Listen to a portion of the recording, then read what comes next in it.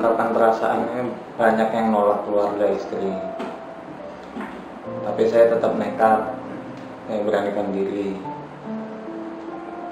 walaupun banyak yang nggak setuju.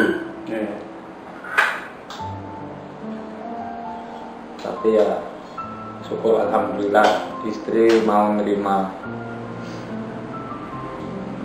Tapi semenjak orang tua saya tahu, orang tua saya juga ada penolakan juga dengan status istri sebagai janda. Dari itulah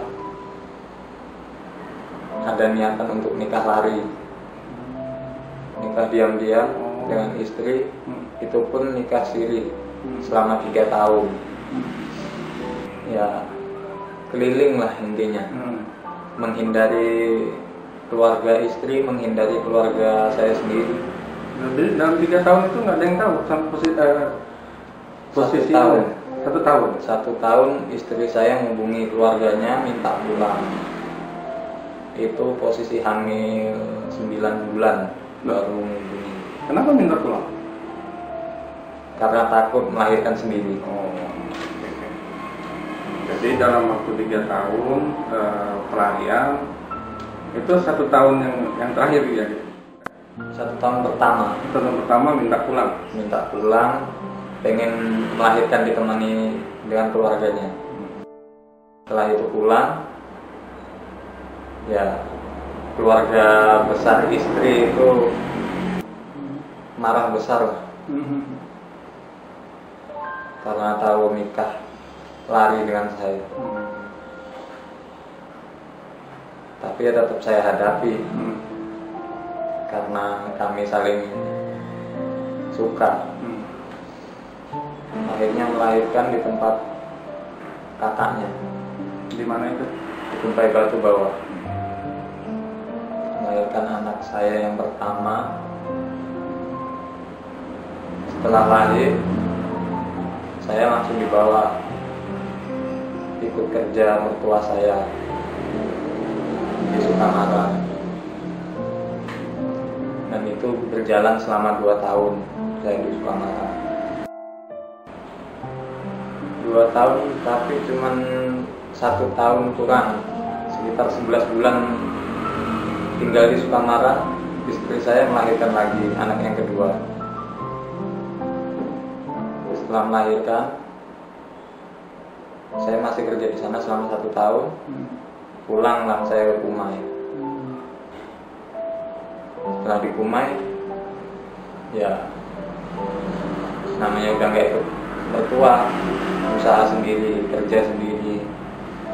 Kakek dari istri itu meninggal. Mertua saya yang dari Sukamara datang, minta anaknya untuk diijab kabulkan secara sah di negara. Jadi selama 3 tahun saya nikah siri, dan hampir 3 tahun saya nikah sah. Ya, setelah ijab sah itu emang banyaklah cobaannya. Saya kerja sendiri, bapak sendiri, tanpa bantuan mertua, tanpa bantuan orang tua. Tapi ya alhamdulillah istri selalu mendukung saya. Saya lakuin, didukung dengan istri. Sampai akhirnya ya ada masalah seperti ini. Sampai merasakan perubahan istri mulai berubah, itu sejak kapan? Ingat nggak? Semenjak kurang lebihnya 3 bulan yang lalu. Oh, baru aja ya? Baru. Tahu dari mana tuh, Ben? Setiap dia menghubungi teman-temannya nggak seperti biasanya. Biasanya kalau dia menghubungi teman-temannya, entah itu nelpon, entah itu chat, selalu ngasih tahu saya.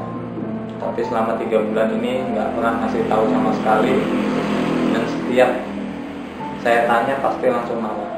Apa sampai pernah mergoki sesuatu yang Pernah sekali, itu waktu telepon.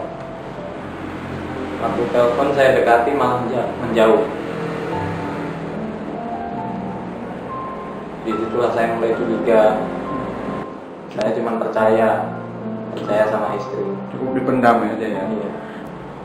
Pernah saya tanyakan, tapi ya emang dasarnya watak saya sama istri saya sama-sama keras kepala. Jadi setiap saya nanya pasti ujung-ujungnya pertengkaran. Ya, setelah itu saya pendam sendiri.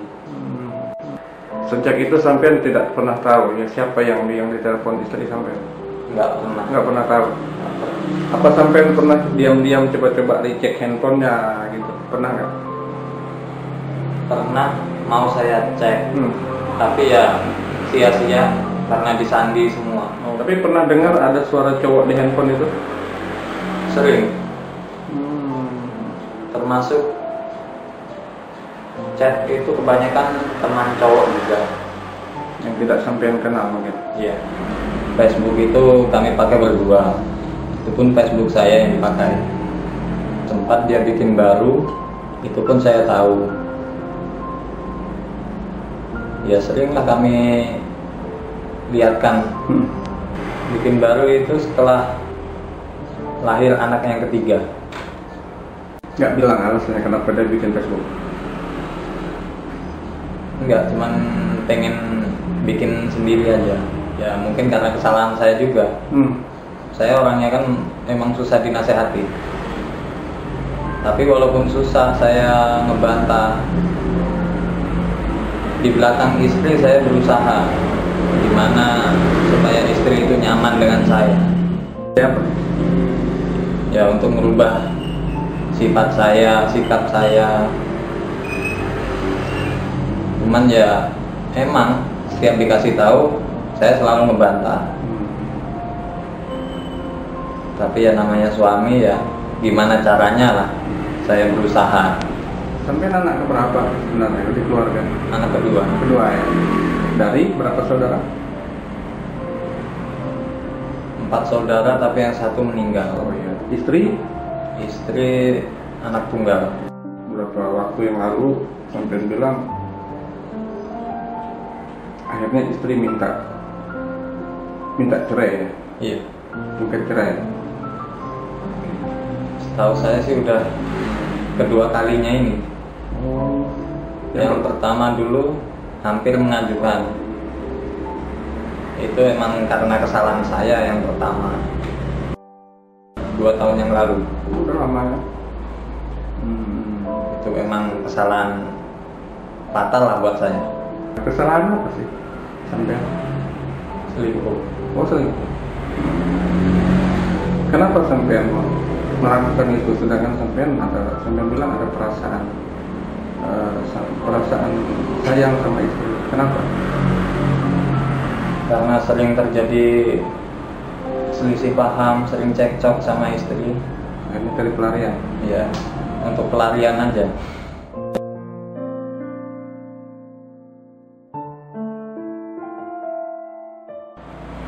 Pesan saya cuma satu. Pikirkan masa depan anak-anak. Gimana nanti kalau dia dewasa, kurang kasih sayang dari kedua orang tuanya yang utuh.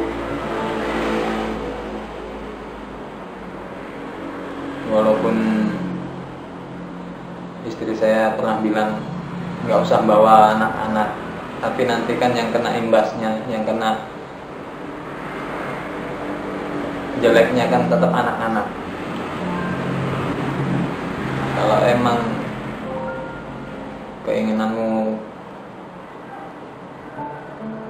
sudah bulat untuk bercerai, ya saya pasrah sama Yang Maha Kuasa. Apapun jalannya tetap saya ikuti. Yang penting saya masih berusaha. Kalau emang saya harus merubah sikap, sifat, watak saya, akan saya lakuin. Asalkan kita bisa sama-sama membesarkan anak-anak kita. Dari hati yang paling dalam, saya benar-benar menyesal. Saya benar-benar minta maaf jika selama ini banyak kesalahan yang pernah saya buat. Ungkapan ini dari hati, bukan dari mulut.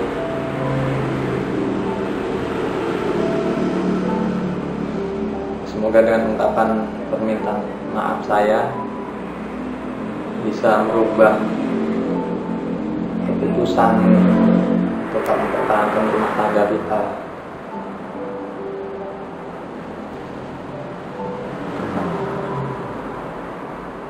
Karena sejujurnya saya masih sayang, masih ingin bersatu. Tapi semua ya kita serahkan lagi sama Yang Maha Kuasa. Kalau emang masih diizinkan bersatu, ya saya akan merubah semua sifat-sifat saya, sikap saya. Tapi jika tidak, ya saya pun tetap akan berubah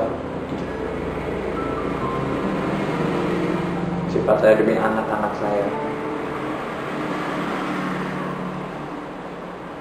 Tapi saya mohon kasihlah saya kesempatan.